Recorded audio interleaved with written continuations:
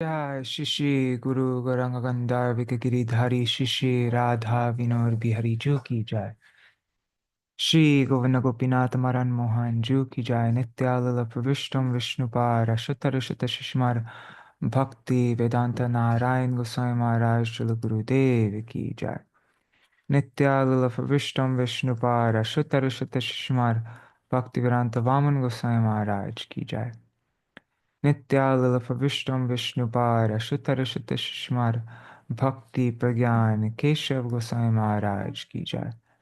Nityalala Pravishtam Vishnupara Shatarashata Shishmar Bhakti Siddhanta Saraswati Goswami Prabhupada ki Jai. Nityalala Pravishta Maha Bhagavat Srila Gaurksharas Babaji Maharaj ki Jai. Nityalala Pravishta Srila Satchidananda Bhakti Vinod Thakur ki Jai. Nityalala Pravishta Vaishnav Sarvabhauma Srila Jagannath Das Babaji Maharaj ki Jai. Shri Rupanu Gauriya Guru Varga ki Jai. Shri Rupa, Shri Rup Sanatan Bhatta Raghunath, Shri Jeev Gopal Bhattadas Raghunath, Sharda Goswami Prabhu ki Jai. Shri Surup Damodar Rai Ramanandari, Shri Gaur Parshad Vrinda ki Jai. Namachay Shri Haridas Thakur ki Jai. प्रेम से कहो श्री कृष्ण चैतन्य प्रभु नित्यानंद श्री अद्वैत गदाधर शिवासरी गौर भक्त वृंद की जय।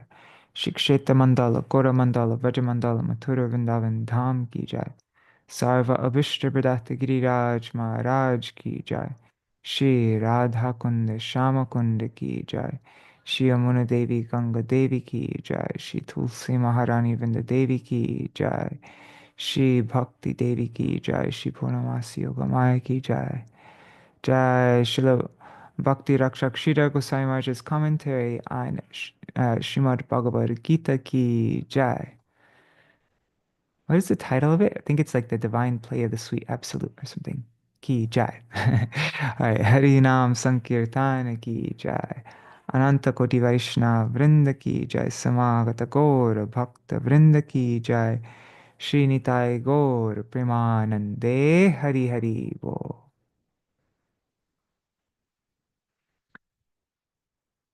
I forgot what the title is of his edition of Bhagavad-gītā. Let me see. Do I have it here?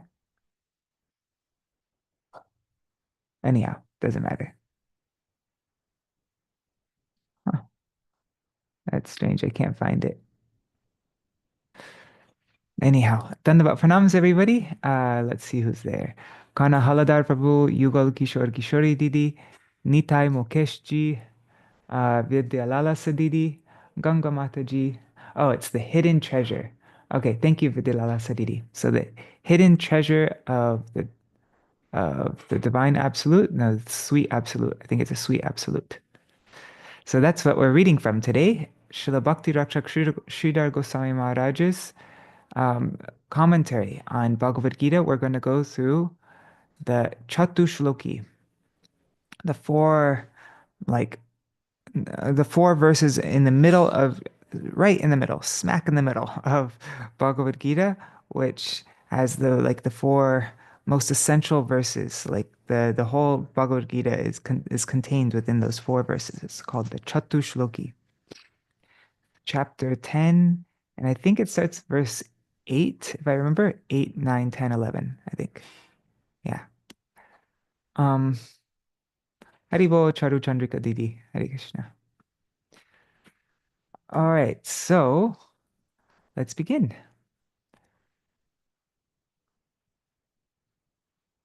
Also, something I was thinking that might be nice to do is read the chapter summaries of my written by my Srila Gurudev. Actually, maybe let's do that first. Yeah, we'll do that first. Okay, so this is at the beginning of the book. At the table of contents, there are these brief chapter summaries written by my Srila Gurudev. Yeah, okay. So, Sainya Darshan. Chapter 1, Sainya Darshan, Observing the Armies.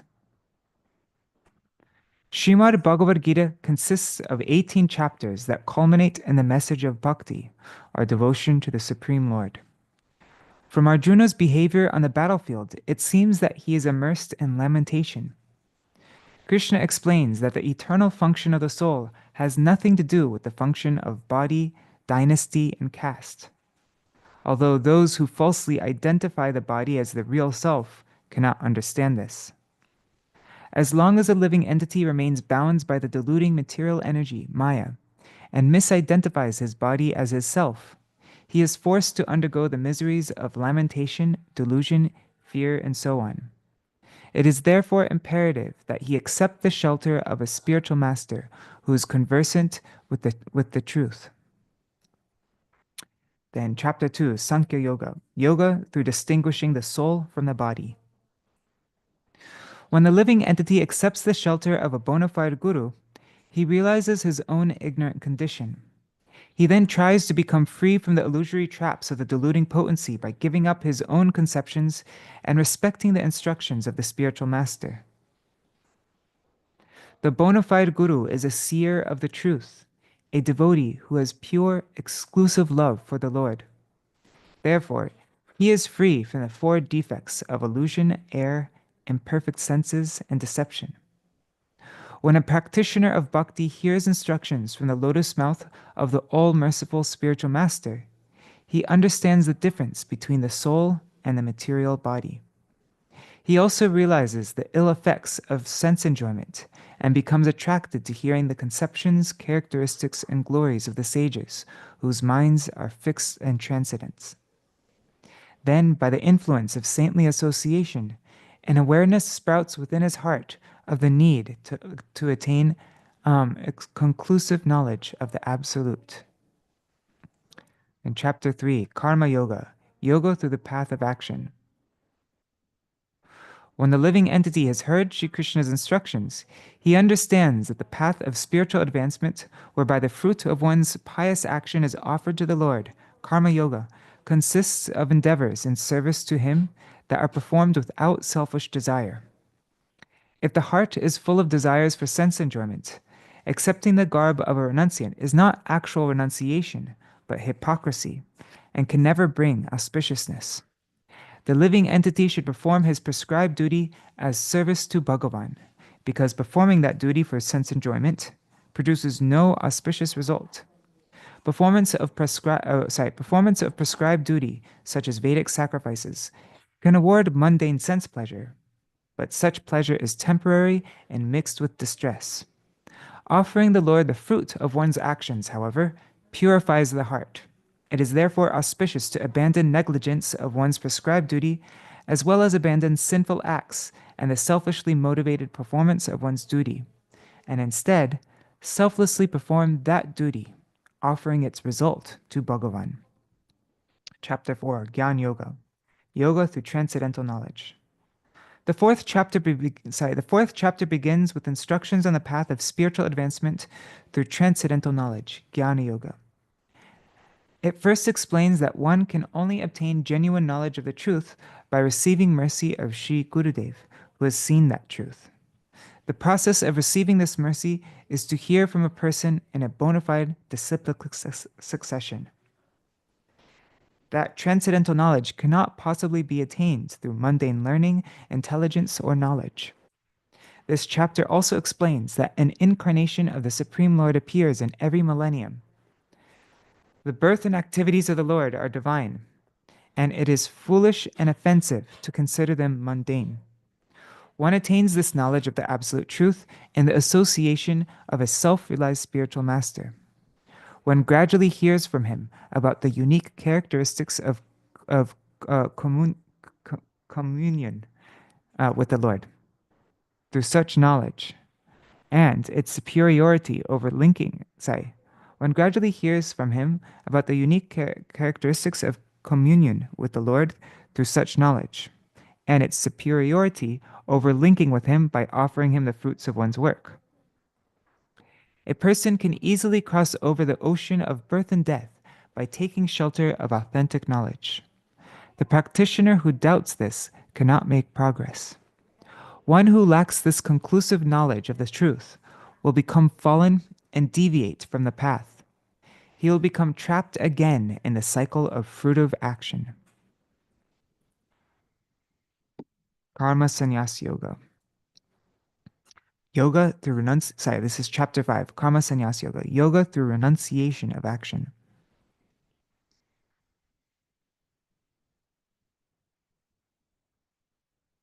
Upon attaining knowledge of the truth, the practitioner becomes qualified to connect with the Supreme through the renunciation of prescribed duty. At that time, he realizes that real renunciation means to give up attachment to prescribed action and its fruits. For one whose heart is still impure, it is both proper and beneficial to adopt the practice of offering the fruit of one's work to the Lord, remaining detached from both the process and its result, rather than completely renouncing the work itself. Selflessly offering the results of one's prescribed duty to the Lord bestows the qualification to attain the nature of Brahma, or God, and those who know God attain peace. Chapter 6, Dhyana Yoga. Yoga through the path of meditation. Haribol Premavati Didi.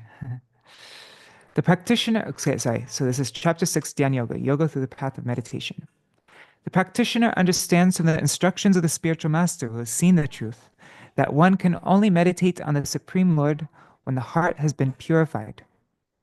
A genuine mystic, a genuine yogi, or renunciate is devoid of mundane desire because no one can attain perfection in yoga as long as one still desires material enjoyment.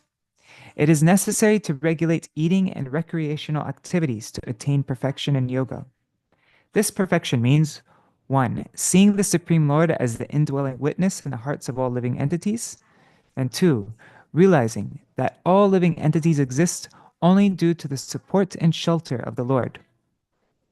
It is also clearly stated in this chapter that a devotee of the Lord is superior to a fruita worker, an empiric philosopher, and a mystic.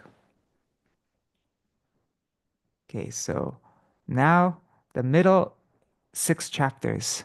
This all has to do with bhakti. That was the Gyan Yoga section. Sorry, the Karma Yoga section is now complete, and now the Bhakti Yoga section. Chapter 7, Yoga through realization of transcendental knowledge. Hari Bol Sarveshwari Mataji. Hare Krishna. Okay, so chapter 7, Vigyan Yoga, Yoga through realization of transcendental knowledge. Constant study of these instructions leads one to the firm understanding and realization that Bhagavan Shri Krishna alone is the ultimate limit of the supreme absolute reality, and that there is no absolute reality other than him. Only by surrendering exclusive to his lotus feet can one become free from the bondage of the deluding material energy. 4 types of people have no qualification to engage in worship of the Supreme Lord because they perform impious acts. It's the foolish, the lowest among mankind, those whose nature is demoniac, and those whose knowledge is covered by illusion. Conversely, 4 classes of people are endowed with spiritual merits and can therefore engage in worship of him: the inquisitive, the distressed, those who desire wealth, and those desirous of liberation. In this world, the devotees of the Lord are most rare. One does not attain one's eternal welfare by worshipping various demigods and goddesses. Now, chapter 8, Taraka Brahma Yoga, the yoga of absolute deliverance.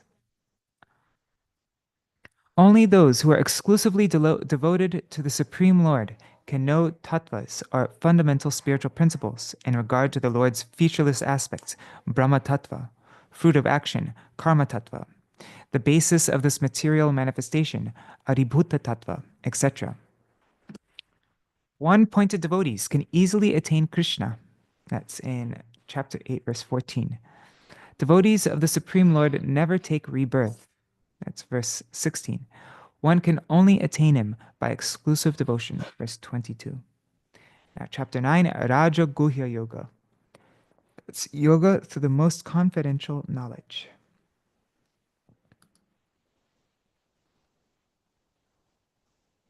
Oh, today in Melbourne, it's Ekadasi. Oh, okay, perfect. Perfect that we're still doing Bhagavad-gītā then. Oh, and Haribol Praduna Prabhu and Mantra Murti Mataji. Okay. Raja Guhya Yoga, chapter 9. Yoga through the most confidential knowledge. The king of all knowledge, or the most confidential of all secrets, refers to the supremely pure devotional service only. Material nature is not the original cause of the cosmic creation, because its potency to create comes by the inspiration of the Supreme Lord. It is foolish and offensive to think that Sri Krishna, the Supreme Personality of Godhead, is a human being, or that his body, composed of eternality, knowledge, and bliss, is made of 5 elements, like the body of an ordinary conditioned soul. Genuine saints engage in the worship of Sri Krishna with exclusive devotional moods, and Sri Krishna personally attends to their necessities. It is against the prescribed rules to worship different demigods, because Sri Krishna alone is the enjoyer and master of all Vedic sacrifices. The Supreme Person accepts anything that is offered with love by the pure devotee. In the last verse of this chapter, it is concluded that pure devotion is the only means to attain the Supreme Lord. Now, Chapter 10, Vibhuti Yoga, Yoga through appreciating the opulences of the Supreme Lord. By sincerely and constantly studying this chapter, one will understand that Sri Krishna is the basis of all majesty and all potencies. The entire material universe, with all its opulences, is just 1/4 of his opulence. When one attains knowledge of the Lord's majesty, one can easily understand that everything is directly or indirectly related to him. He bestows Buddhi Yoga, our pure intelligence, upon his devotees so that they attain a sound understanding of tattva, fundamental philosophical principles. In this way, their ignorance is destroyed and they engage in worship with pure love. Chapter 11, Vishwarup Darshan Yoga, Yoga through beholding the Lord's universal form. This chapter reveals that the universal form of the Supreme Lord is external. His personal form is transcendental and human-like. Only devotees whose eyes are anointed with pure love can see the form of the Lord, the supreme enjoyer of transcendental mellows. He is only attained by the yoga of exclusive devotion. Now, Chapter 12, Bhakti Yoga, Yoga through pure devotional service. This chapter explains that Sri Krishna, the Supreme Personality of Godhead, who has no source other than himself, is the supreme reality, and that he is the topmost object of the living entity's exclusive worship. One can easily attain him by pure devotion. Devotees who are endowed with single-pointed devotion are most dear to him. Those who adhere to the philosophy that the Supreme Lord has no features and that the living entity can become the Lord receive only misery. Now, Chapter 13, Prakriti Purusha Vibhag Yoga, Yoga through understanding the distinctions between material nature and the enjoyer. This chapter gives deep insight into material nature and the conscious living entity. Through this discussion, the Supreme Lord bestows a lucid understanding of the absolute principles upon his surrendered devotees, and thus delivers them from the ocean of the material world. When pure devotion arises in the heart, knowledge and renunciation naturally appear there as a secondary result. However, in order to strengthen one's understanding of the true nature of devotion to him, it is still necessary to deliberate upon knowledge to attain realization of it. When a devotee attains a clear understanding of absolute principles, he becomes qualified to attain prem, or pure loving devotion to the Supreme Lord. Chapter 14, Gunatraya Vibhag Yoga. It's yoga through transcending the 3 modes of material nature. An analytical study of this chapter leads to the understanding that this material world expands simply by the action and interaction of the 3 modes of material nature: goodness, passion, and ignorance. Practitioners of Bhakti Yoga can easily cross over these 3 modes and finally become qualified to attain the Supreme Lord. Chapter 15, Purushottam Yoga, Yoga through understanding the Supreme Person. The material world extends from the lower planetary systems to the higher. Living entities are separated parts of the Supreme Personality of Godhead. Those who are opposed to him and bound by the result of their actions and wander in various higher and lower those who are opposed to him are bound by the result of their actions and they wander in various higher and lower species of life. However, by great fortune, one may attain the mercy of a bona fide spiritual master, and under his direction, completely engage in the worship of Sri Krishna, knowing him alone to be the Supreme Person. The devotees' absorption in their worship makes them aware of everything. Consequently, they can easily cross over the ocean of this material world. Chapter 16, Daivasura Sampad Yoga. Yoga through discerning divine and demoniac qualities. This chapter explains the divine and demoniac natures. The living entity who is bewildered by the external illusory potency of the Supreme Lord is controlled either by divine or demoniac qualities. When one takes shelter of a divine nature, he becomes inclined toward the worship of the Supreme Lord. On the contrary, those who adopt a demoniac nature and become averse to him go to hell. Those of a demoniac nature they proselytize the theory of Mayavad, that everything is illusory, including the Supreme Lord himself. It is essential to become released from this demoniac tendency. This can be achieved by worshiping the Lord with faith and the association of pure devotees. Chapter 17, Shraddha Traya Vibhag Yoga. Yoga through discerning the three types of faith. This chapter explains the three types of faith. According to the association he keeps and the nature acquired from his previous impressions, a person develops faith in that which is in the mode of goodness, passion, or ignorance. When the living entity completely takes the association of pure devotees of Hari, the Supreme Lord, then transcendental faith appears in his heart. Transcendental faith appears in his heart. He can then worship the Lord, who is transcendental. Such a devotee is an actual saint. And now the last chapter, Moksha Yoga, the yoga of liberation. This chapter presents the essence of the entire Gita. First, Sri Krishna is identified as the highest truth among all of his transcendental manifestations. And then the most confidential instruction is given. It is explained that one can attain service to him, which is full of transcendental mellows, in his supreme abode, by following these practices in sequence. 1. Surrendering to him. 2. Practicing of the 9 limbs of bhakti. 3. Accepting the shelter of bhav bhakti, or pure transcendental devotion.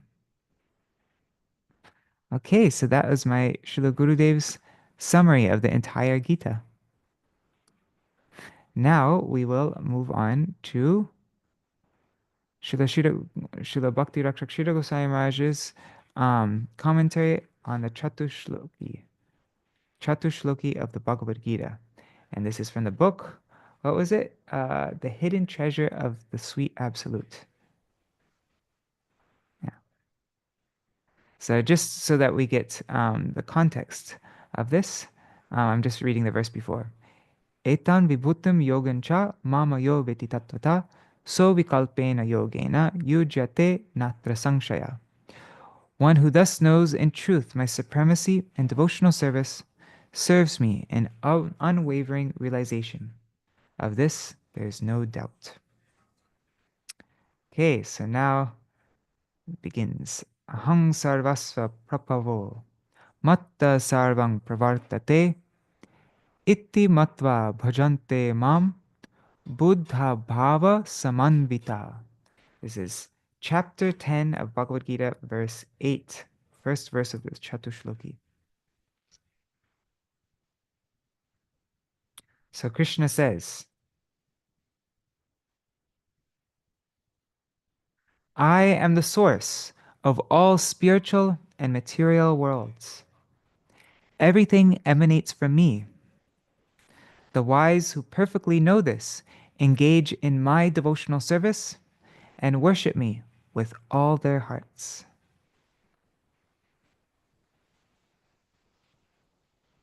Itti matva, those who understand this, bhajante mam, worship me. Buddha bhava samanvita. Those who are Buddha, who are intelligent, bhava samanvita, with all of their hearts, they bhajante mam, they worship me. Me, who am aham sarvasva prabhu, I am the source of everything, right? All the material and spiritual worlds. Mat sarvam pravartate. Matta sarvam pravartate. Everything emanates from me. Okay, let's look at Śrīla Gosvāmī Mahārāja's word for word and the. Actually, let's just go through the his translation. So, Aham Sarvasva Prabhavo, Śrīla Gosvāmī Mahārāja translates as, I am Krishna, the sweet absolute, the origin of all. Then, what is it? Matta sarvam pravartate. That means the entire universe of material and transcendental play, activity, purpose, and the Vedas, and allied scriptures which give guidance, they all evolve from me alone. Now, iti matva. So by realizing this hidden treasure, iti matva, persons of fine theistic intelligence surpass the mundane, and they embrace the path of love divine, Rag Marg, and adore me forever.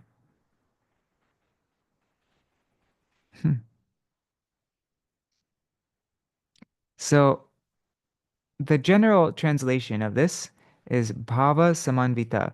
They worship Bhajante, they worship Bhava Samanvita with all their hearts.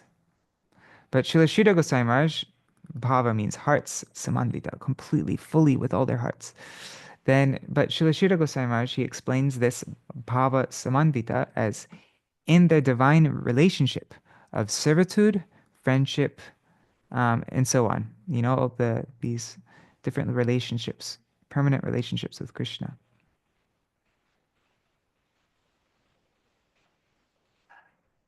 So now let's read Śrīla Gosvāmī Mahārāja's commentary. Verses 8 through 11 are the four principal verses of Srimad Bhagavad-gītā. The ontological substance of the book is contained within these four essential verses beginning, Aham Sarvasva Prabhavo, everything evolves from me. In the Srimad Bhagavatam, Canto 1, Chapter 2, Verse 11, the three main conceptions of the Absolute are given as Brahma, Paramatma, and Bhagavan. Bhagavan is the all-comprehensive aspect of the Absolute. Paramatma is the all-permeating aspect of the Absolute. And Bhagavan is the personal conception of the Absolute. The word Bhagavan is generally defined as stated in the Vishnu Purana 6.5.47. Aishvaryasya samagrasya viryasya yashasa shriya jnana vairagya yoshchaiva shannam bhaga itingana. He who is full with all the six opulences of wealth, power, fame, beauty, knowledge, and renunciation is known as Bhagavan, the Supreme Lord. The characteristic of Bhagavan as Lord Narayan is that all kinds of potencies are personally controlled by him.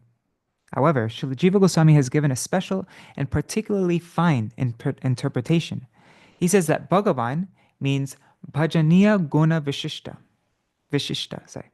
His nature is such that whoever comes into contact with him cannot resist serving him. No one can resist feeling moved to worship and adore his charming personality. As Lord Krishna, he attracts the love of everyone. Therefore, by the word Sarvasva, Lord Krishna indicates, I am Swayam Bhagavan, the Supreme Lord himself.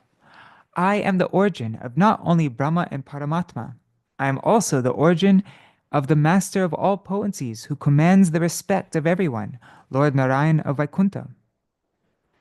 And Matta Sarvam Pravartate, every attempt and movement begins from me, including the methods by which everyone worships and serves me in devotion. Acha. Oh, Hare Krishna Prabhu. Dandavat pranams. Hari Bol. Dandavat. How much time do you have? Are you just five? I just have quick period. Oh, okay. I'm just in the middle of my program right now. Okay, just a minute. I just then tell you. Okay. It will take some time for you. Hare Krishna, everyone. Just 1 second. There's somebody. I guess just came in. They have to leave in just a couple minutes. But I'm just in the middle. Like there's a bunch of devotees. So this is gift from me. Oh, And these are for you. I couldn't bring prasadam because I came that's from very. Nepal. Oh, I okay. went to Nepal, then I'm joining the brahmachari trip now. They're Okay. coming Navadip at 8 o'clock. Oh, okay. Oh, I wish you could stay longer and you could stay for Prasad. But okay, I yes, understand they're all coming. Yeah. Bro, I wanted to secure one copy of the Gaudiya Giti Gucha. You have published that? No, the Gaudiya Giti Gucha, we're publishing it in. I'm trying to finish all the work in this month. Okay. It will be ready before Gaur Purnima. Oh, okay, okay. But yeah, it'll be big. It will have almost 1,000 pages. Oh, okay, okay. I think. Yeah, that's. So I wanted to secure that one also. But Yeah. I wait. Okay. I could order online also, right? Bro? Yes, Yeah. you'll be able to order online. How long will you be in Mayapur? In 15th. Bro. 15th. Okay, so then maybe I can see you before. Maybe. But If I come to Mayapur, yeah. in case you please give me a call, bro. Okay. I'll be around there only. Okay. Since I'll be in brahmachari, I'll not be able to come here though. Yeah, no, I'll go to Mayapur. My parents are there. Oh, My parents. grandfather. Okay. Okay. Oh, I'm so sorry. I'm in the middle of the No, program. Otherwise, But I wanted to meet you, having a darshan. That's why. Oh, okay. Very nice to see you. I hope to see you in Mayapur. Thank you. So now I carry on. Bro. Okay. Hare Krishna. Dandavad. Hare Krishna. Oh, Prabhu. Here, take one sweet.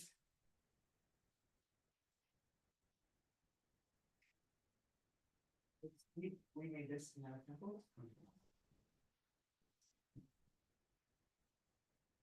Thank you. If you like it, you can wash your hands here. Those are 2,000. Yeah, I showed the video. Oh, yeah, I found it. You can see. Okay, bro, I'm continuing my topic.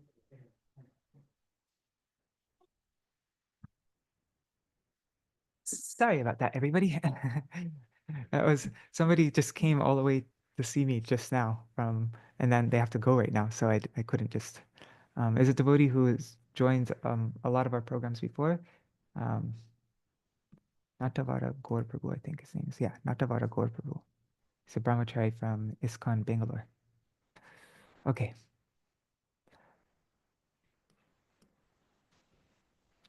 Okay, so where were we? Matta sarvam pravartate. Every attempt and movement begins from me, including the methods by which everyone worships and serves me in devotion.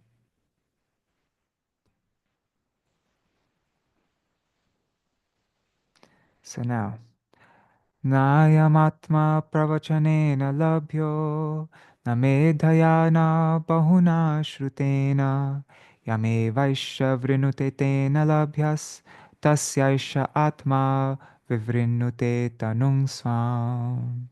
It's from the Catuḥ Upanishad, 1 to 23. The Lord cannot be known by logic, intelligence, or extensive study of the scriptures. But he reveals himself to one who is eager to serve him and prays to him for his grace. In this way, Matta Sarvam Pravartate. I am the first to reveal to the people. Worship me in this way. I appear as Guru, and through him I worship myself. In the Srimad Bhagavatam, Canto 11, Chapter 17, verse 27, the Guru is described by the Lord as his own direct manifestation. Acharyam mang vijaniyam navamanyeta karhichit namartya buddhya suyeta sarvadeva mayo guru.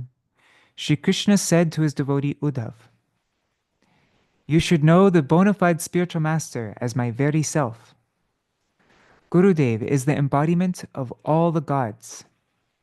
Never dishonor him or find fault in him by ascribing any mundane conception of place, time, and circumstances to him." Furthermore, the Lord's finest potency is Srimati Radharani. Of course, there are many other eternal associates, but the highest order of devotional service is represented in Srimati Radharani. The Lord is therefore saying, my worship is shown by me. I, as my finest potency, worship myself. Iti matva bhajante mam. Understanding this conception, the devotee will come to worship me. The devotee will come to worship me always under the direction of my best worshipper, my finest potency and representation, Radharani, or Gurudev.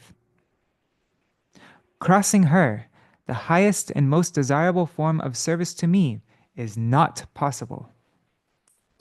Radha Dasyam, the servitorship of Srimati Radharani, is indicated here. Only those who are blessed with divine intelligence will be able to appreciate this, and not persons with self-acquired intelligence from this Mayic quarter, this world of misconception. In this verse, the word Buddha refers to Sumedasa, as described in the Srimad Bhagavatam 11.5.32, that verse about Mahaprabhu, right? Krishna Varnam Tusa Krishnam. So in this verse, Buddha refers to Sumedasa as described in Srimad Bhagavatam 11.5.32, or persons of fine theistic intelligence arising from direct connection with the transcendental plane. The inner guidance and direction they receive is the outcome of Sukriti, divine merit acquired by the association of pure devotees. Bhava Samanvitaha means Raga Samanvitaha, Anurag, love and attraction, which is affinity, not by strictly following scriptural rules or drawn from any plane of loss and gain, but from bhav, from inner divine inspiration. And my Param Gurudev, in that article that we read about Bhagavad-gītā, he was using the word as bhav as our permanent eternal feelings for Krishna. Our sthāyi bhav, right? Our sthāyi bhav means our permanent feelings of dasya, sakya, vatsalya, or madhurya, those rasas. So raganuga bhakti. Rag marg, sorry. So devotion of this high type is completely non-calculative. It's Gyan Shunya Bhakti, as described by Śrīla Rupa Gosvāmī in his Śrī Bhakti Rasamrita Sindhu 1.1.11. So, Anyabhilashita Shunyam Jnana Karmadhyanavratam Anukulena Krishnanu Shilanam Bhaktiruttama. The highest devotion is that which satisfies Lord Krishna, free from the coverings of any pursuits such as action and knowledge. The most rare and elevated stage of devotion is in the line of spontaneous devotion, known as Raga Marg. In that line, guided by the qualified guru, an elevated pure devotee may attain shelter to a leader of one of the groups of Krishna's personal associates who serve the Lord in his pastimes in a relationship of friendship, sakyaras, parenthood, vatsalyaras, or consorthood, madhurras. In Vrindavan, the Lord is served in spontaneous devotion by his friends headed by Subalsaka, and by his by his parental devotees headed by Nanda Maharaj and Mother Yashoda. The gopis headed by Lalita and Vishaka serve him in consorthood. But among all his associates, and amongst all the gopis, the highest order of divine loving service is rendered to the Lord by Srimati Radharani. Therefore, the acme of Ragmarg is the service of Radharani, Radha Dasyam. This is the highest objective of the Rupanuga Gaudiya Sampradaya, the followers of pure devotion as taught by Śrīla Rupa Gosvāmī Prabhupada in the line of Sri Chaitanya Mahaprabhu. Jai! Such a beautiful explanation of this verse. Wow. Jai. Aham sarvasva prabhu matta sarvam prabhartate itti matva bhajante mam buddha bhava samanvita. Wow. Okay. Now, much chitta madgata prana This is the next verse of the Catuḥ-ślokī. Hari Bol Kishori Mohan Prabhu, Dandavat Pranams. Okay. So, and Nri Hari Prabhu and Bhavatarini Mataji. Sorry, I didn't notice you before. Dandavat Pranams. Okay, so now the next verse. Mat chitta mat kata prana bodhayanta parasparam katayantash chamang nityam tushyanti cha ramanti cha. And in that article that we read by my Param Gurudev, what is it called? Gitopadeshan. What is it? Self-surrender in Bhagavad-gītā. So he explains this verse in a very deep way. Gito Upanishade Atmanivedam. That's what it's called, yeah. So here's Srila Prabhupada's translation, and then we'll see Srila Śrīdhara Gosvāmī Mahārāja's translation. The thoughts of my pure devotees dwell in me. The thoughts of my pure devotees dwell in me. Their lives are fully devoted to my service, and they derive great satisfaction and bliss from always enlightening one another and conversing about me. So now let's see how that's the general translation. And now here is Śrīla Śrīdhara Gosvāmī Mahārāja's. Mat chitta mat kata prana. I'm just going to read the translation. Always thinking of me, those surrendered souls converse about me, enlightening one another with the nectar of their devotional realizations, ever content and ecstatic in their divine natures. Okay, so now the commentary. The Supreme Lord Krishna is speaking about his pure devotees. I am in the heart of their hearts, in their every thought. Their entire energy, their whole life is dedicated to my satisfaction. They converse with one another about me and experience mutual enlightenment. They always love to talk about me with whoever they meet, and nothing else. For every time, place, and circumstance, I am the only subject of their discussion. They find very much satisfaction in this, tushyanti cha. Up to the divine relationship of parenthood, there is the feeling of satisfaction. Tushyanti, there's a feeling of tushyanti, satisfaction. Up to the divine relationship of parenthood. But then, beyond that, ramanti cha. Furthermore, ramanti cha.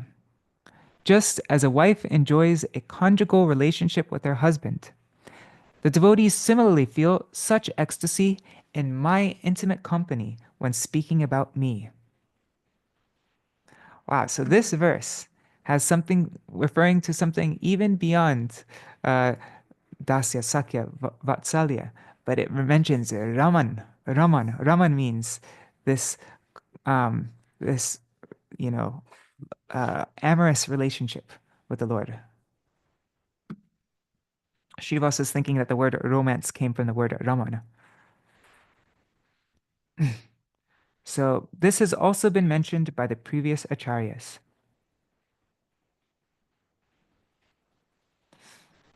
Hare Krishna, Deepika Gupta. Okay, so now the third verse of the Catuḥ-ślokī. Teshang satata yuktanam bhajatang pritipurvakam tadami buddhiyogam tam yena mam upayanti te.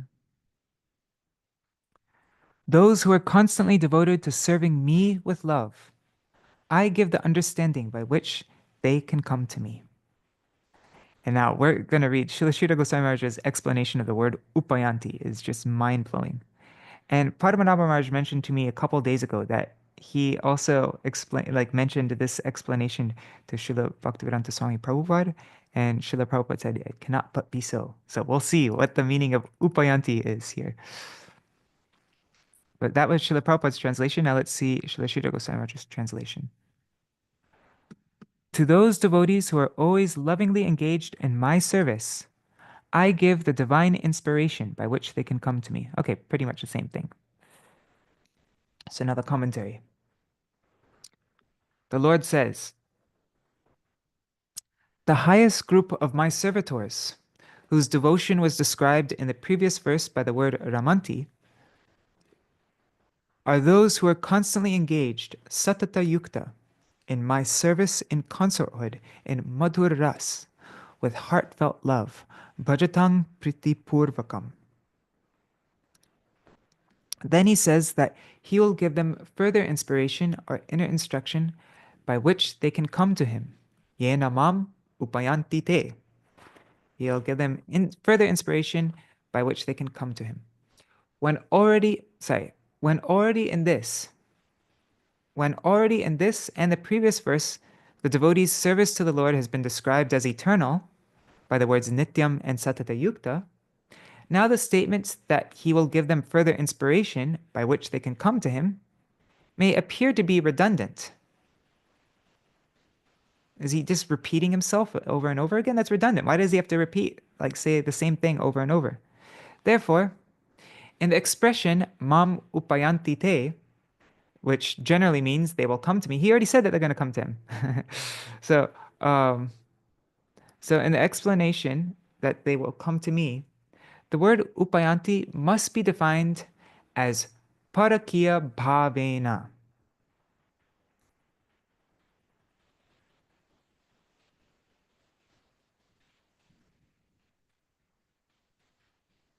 Yeah, sorry. I'm just trying to understand this. Sorry. Um, so nitya and satata yukta, that means eternally, and satata yukta means always engaged. So they both mean eternal, really. Yeah. And then they'll say that, but then if they're already eternally connected with him, then why is he saying that they're going to come to me? They're already eternally connected. So that's how I'm understanding this, anyways. So then why does he say upayanti? It's being redundant. So the word upayanti must be defined as parakya bhavena. In other words, upapati. Okay, upayanti means upapati. Upayanti, upapati. What's the meaning of upapati? Let's see. Pati means, well, it means parakya bhav right there. So pati means husband, and upapati means paramour. Okay, so it means somebody else's husband. Right? Isn't that the definition of paramour? I think so. Let's see. What is the actual definition of paramour? Hey, how come it's not showing me the dictionary thing? That's annoying. Anyhow, let's just see. Paramour means parakia means another's married to somebody else. A lover, especially the illicit partner of a married person. What's that? It comes from the word par amor, by love. Interesting. Paramor, parakia, almost the same in Sanskrit and English. Both have the para, means other. Okay. So pati means husband and upapati means paramour. In Vrindavan, Lord Krishna is not considered a lawful husband, but he is the Lord of the heart, transcendental to even the husband. Parakya ras. He's transcendental to even the husband. Deceiving their husbands. Deceiving their husbands, the gopis of Vrindavan unite with Krishna. They do not allow a second party to come between them and Krishna. They cannot allow the interception of social law or even scriptural regulation, because Krishna's position is absolute, and such a relationship is more relishable to him. This is Vrindavan Bhajan, and this is the meaning of upapati.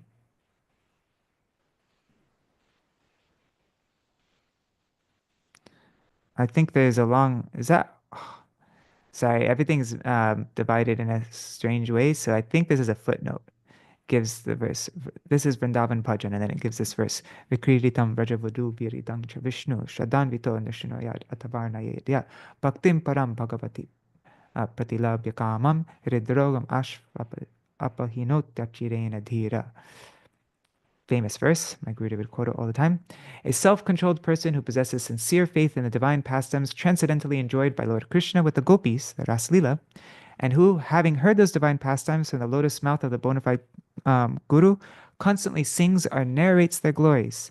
Such a person swiftly achieves the most elevated form of pure devotion for the Lord and is promptly able to ward off the heart disease of lust. Okay, so,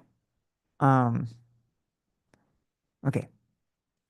In his writings, Śrīla Jiva Goswami has laid stress on the word dhira, meaning self-controlled.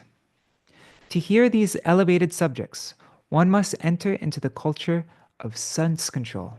Otherwise, he will be lost. Naitat samacharej jatu manasapi hanishvara vinashyatya charan modhyad yata rudhobti jam visham. So one must be sense controlled. And how do you do that?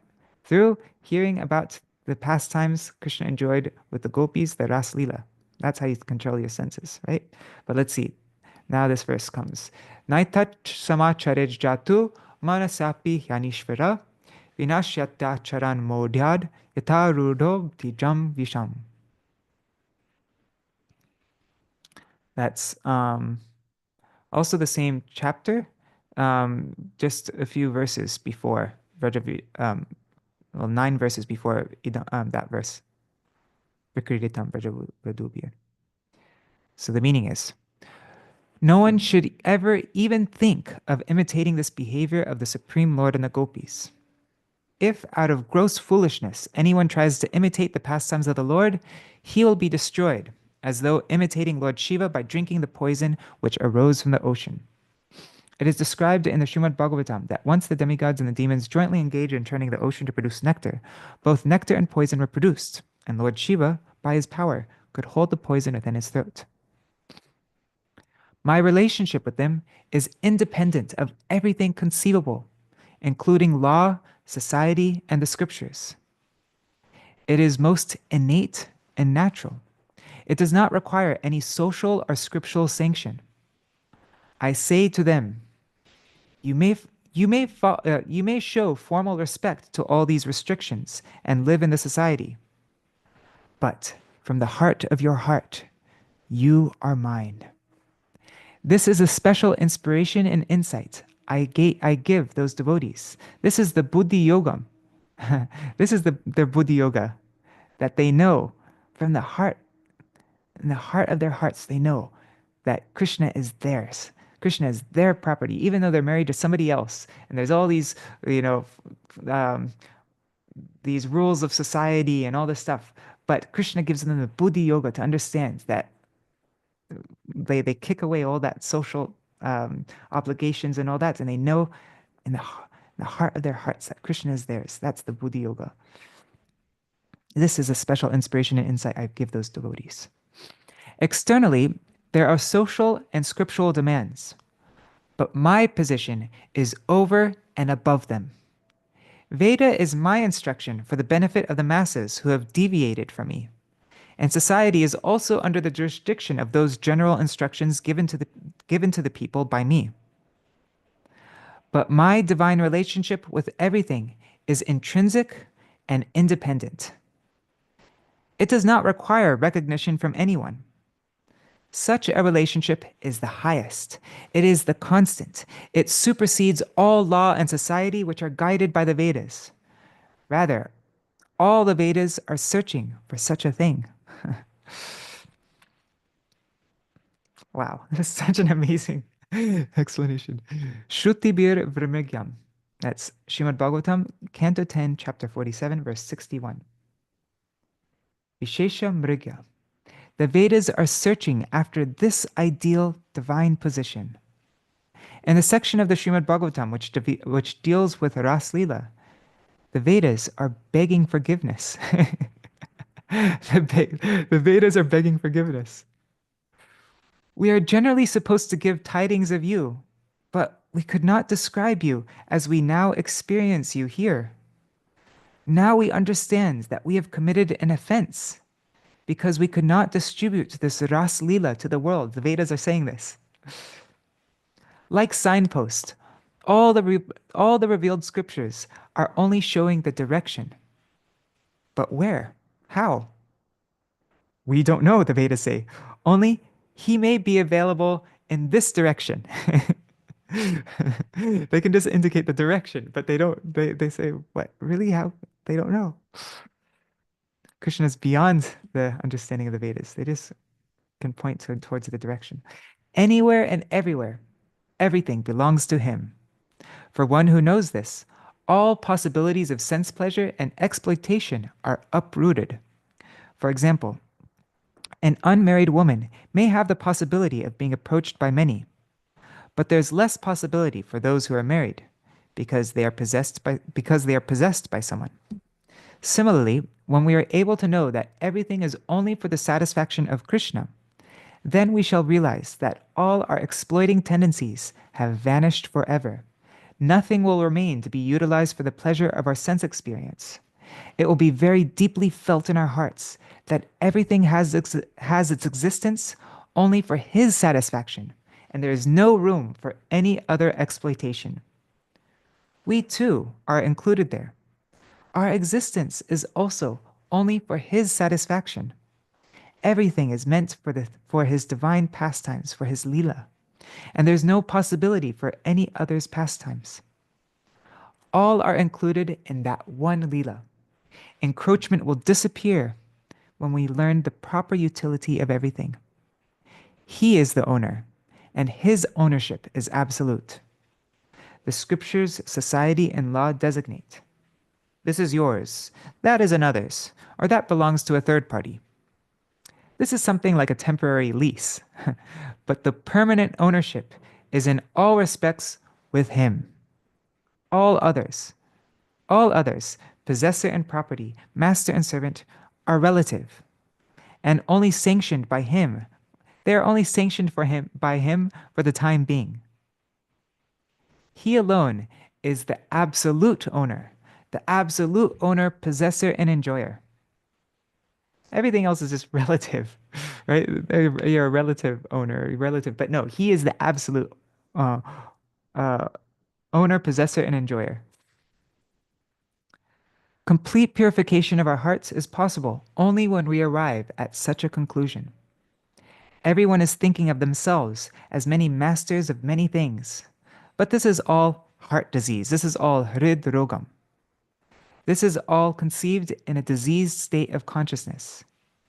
In a healthy state, when the heart is quite wholesome, we can see the supreme whole, and we can see that everything is meant only for his satisfaction.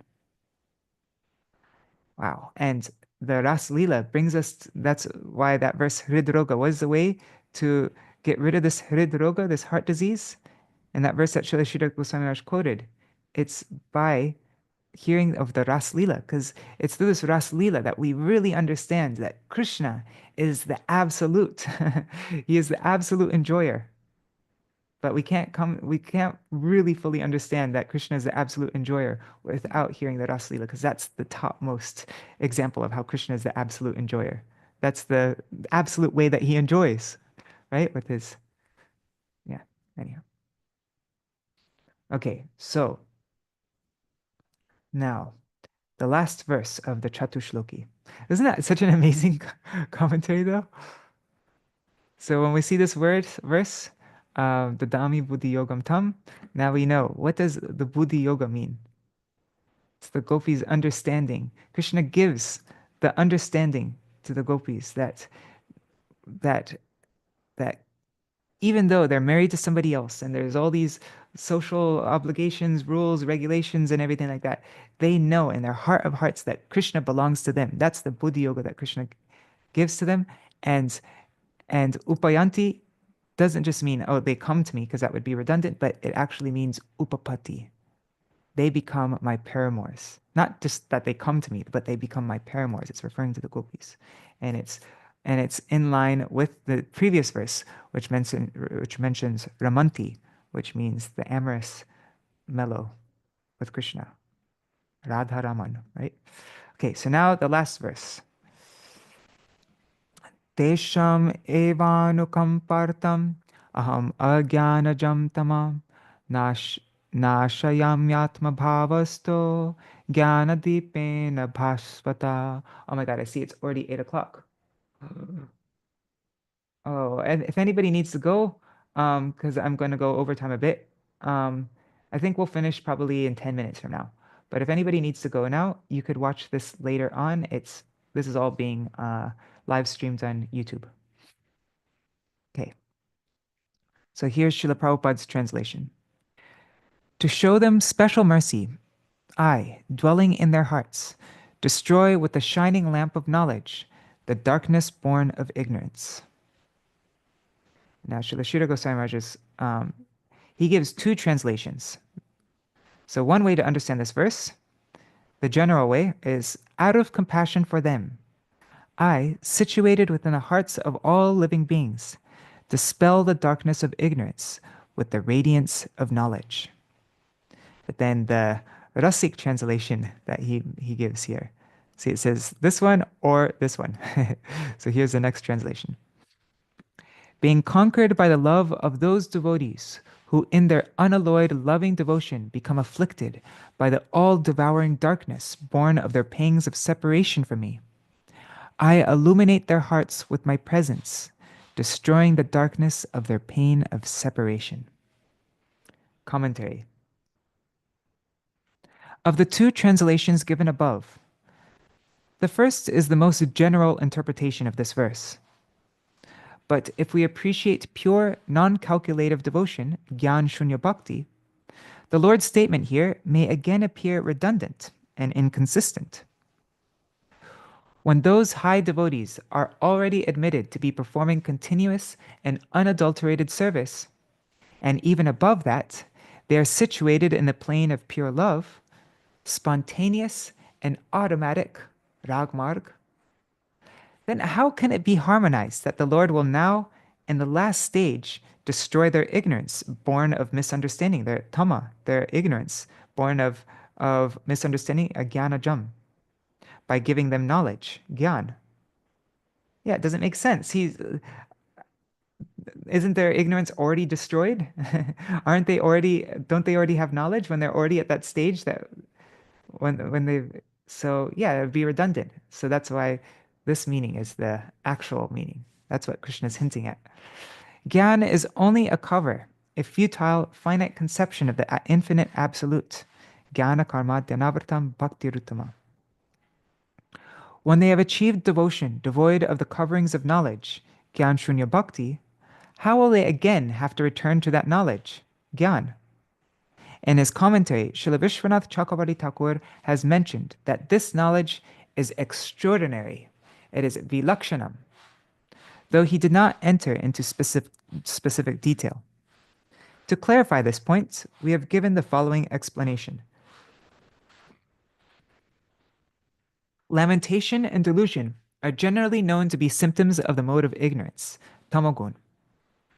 In Gyan Shunya Bhakti, the elevated devotees who take Krishna not as a supreme God, but as a friend, son, husband, or lover, will come to experience lamentation and delusion.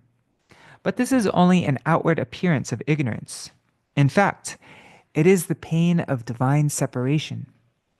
They lament, "Where have you gone?" In this verse, the Lord's statement, Tesham evanukam partham, generally means fortunately for them, or to favor them, I dispel their darkness, etc. But it may also be interpreted, I want their favor.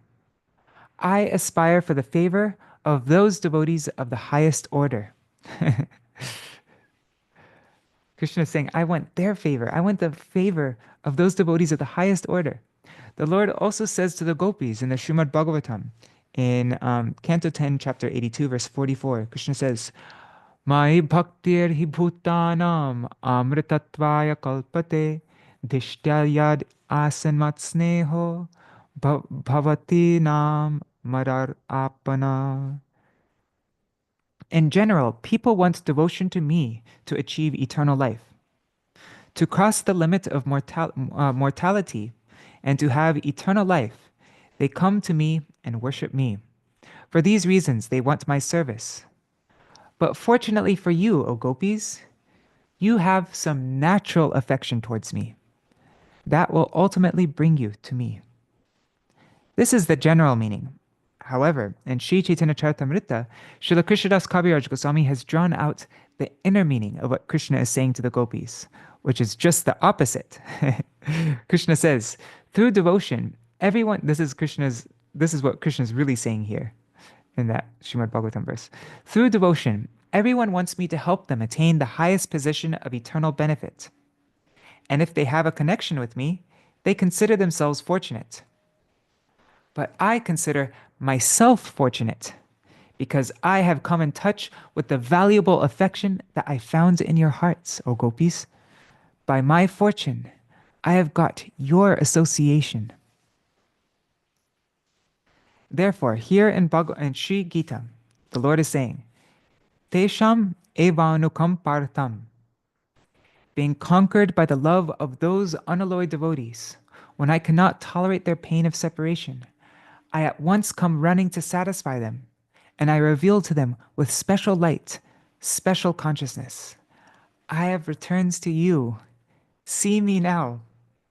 With powerful brilliance, jnana dipena, with powerful brilliance, I show them my presence when they are very much in need of me, and I relieve their pain of separation. Atma bhavastha. He reveals himself according to his devotee's divine relationship with him, according with the devotee's ras, to a friend as a friend, to a mother as a child, to a wife as a husband, and to the sweethearts as a paramour. After Sri Chaitanya Mahaprabhu left home and accepted the renounced order of life, sannyas, Mother Shachi could not tolerate the deep separation, and she began to cry. Shachi Devi was preparing excellent dishes, offering them to the deity, and weeping. Where is my Nimai? He is very fond of these curries, his favorite dishes, and Nimai is not here. Suddenly, Lord Chaitanya came and began to eat. Shachi Devi exclaimed, "Oh, Nimai is eating!" And for the time being, her separation was relieved. Moments later, she reconsidered. Did I see Nimai eating? But he is now a sannyasi in Jagannath Puri, so how could he have come here? Did I serve him? There must be a mistake. Then she examined the pots again to see if there is food there. Finding them empty, she began to conjecture whether even a dog or some other animal had come and eaten it. But during that moment, Nimai had actually come, and Mother Sachi saw him in broad daylight. That illumination is transcendental, and not the knowledge, not the gyan that is generally known in our vocabulary. The acme of theism is parakya ras. Parakya means another's. In every divine relationship, the Lord captures all. In the whole of Vrindavan, where everyone follows the path of love, of Rag Marg, this parakya ras is infused. The friends of Krishna sometimes say, some people say that Krishna is a resident of Mathura. They say he is the son of Vasudev and he will soon go to Mathura. They say he is not our friend. Will he really lose his company? Then how will we be able to live in this jungle? Then how will we be able to live in this jungle and herd the cows? They experience this apprehension. We may lose him at any time. This intensifies their friendly service to him. Similarly, Mother Yashoda thinks, some say that Krishna is not my son. He is Devaki's son. What is this? I won't admit this. He is my child. This idea enhances Yashoda's affection for Krishna. I may lose him? Then how shall I live? Therefore, the Parakya Ras stresses the rarity of Krishna's relationship because the possibility of losing his company is always in the background. But the highest intensity of service is to be found in the Madhur Ras, the consorthood group. In the other rasas, there is the idea of suspense that he may go away. But in the consorthood relationship, in the divine abode of Vrindavan, The consorts cross the direction of the scriptures and the society, which guide everyone to remain as husband and wife, Swakya. Parakya, another's, has been accepted in the science of devotion as the highest conception, above socially and scripturally sanctioned Swakya, one's own. Parakya, or paramour relationship, nourishes the pastimes of Krishna by deceiving one who claims ownership over another, such as a husband over a wife, or a parent over a child. The normally accepted relationship of Swakya is commonplace. But to cross the jurisdiction of the scriptures and society as a paramour means a greater risk, as if to commit sin. Thus, this relationship is very rare, and rarity enhances its intensity and value. The idea of deceiving the possessor to favor the non-possessor, in the spiritual sense, is a beautiful, ornamental conception. Actually, in Krishna's case, there cannot be any state of paramourship, because in truth, he is the owner of everything. However, the divine arrangement is fashioned in this way to enhance the devotee's internal devotion for the Lord, just as food appears more tasteful when hunger is present.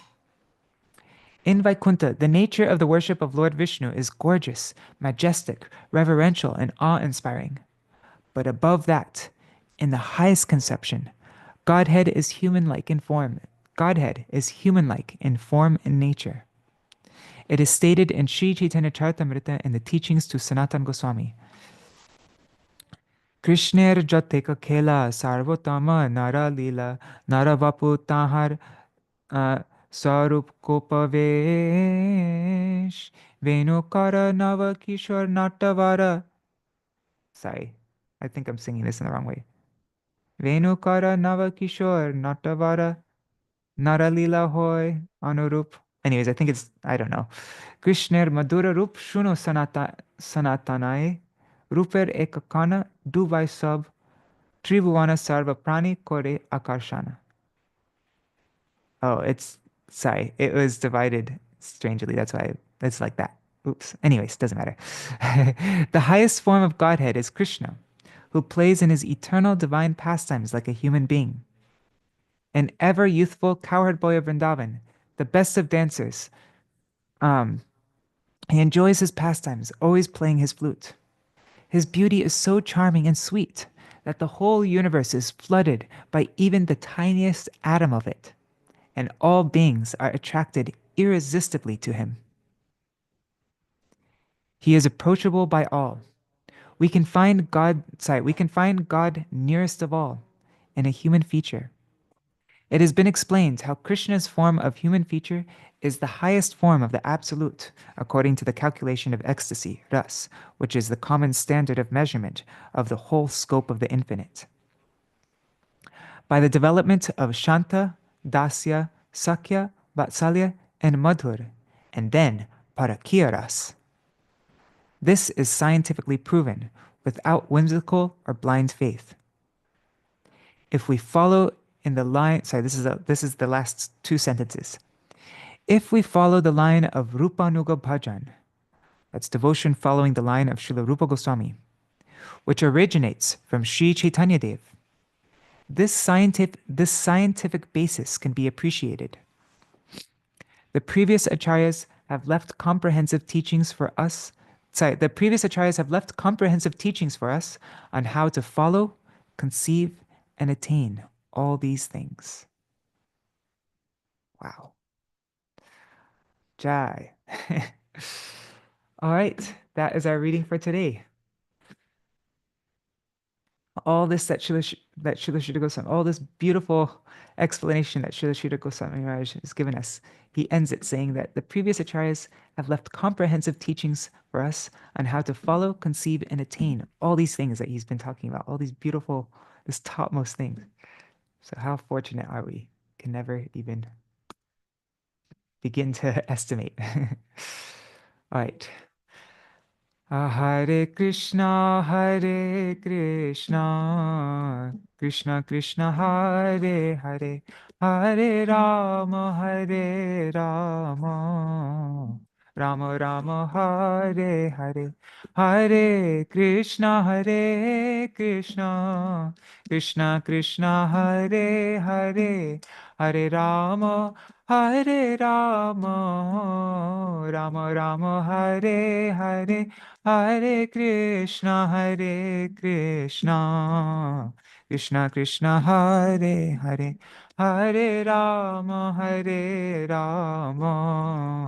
Rama Rama Hare Hare, Hari Bol, Hari Bol, Hari Bol, Nitai Gaur Hari Bol, Nitai Gaur Hari Bol, Hari Bol, Hari Bol, Hari Bol. So now you see what my Param Gurudev was saying in that article that we read on, what is it, like a week ago we read this article. My Param Gurudev was saying that it's not just the son of Vasudev who's speaking the Bhagavad-gītā, but it's actually the Goparaj Nandan Krishna. It's the son of the king of Braj, Nanda Maharaj. He's the one who's speaking Bhagavad-gītā. And so we see only somebody who is so Rasik Vaishnav like Śrīla Bhakti. This is how Rasik Vaishnavs relish Srimad Bhagavatam. This is what they are reading.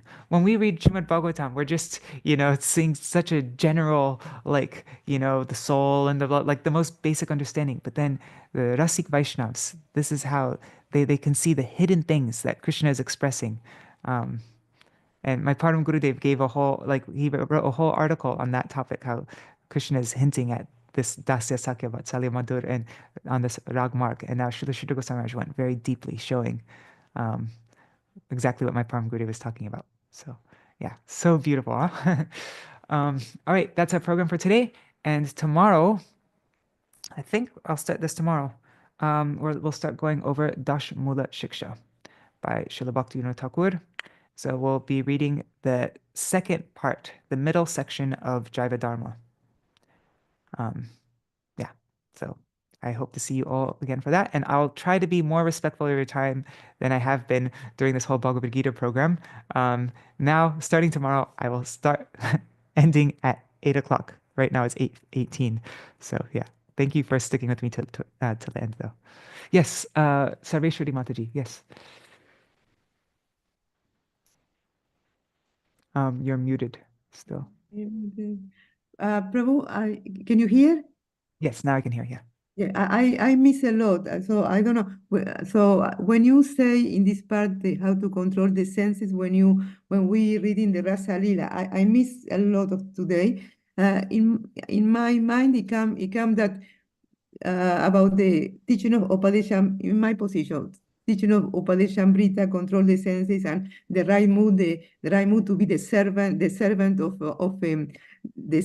servant, thinking myself to be the servant of Krishna, of the divine couple, because otherwise, because if can be the opposite, can be produced last.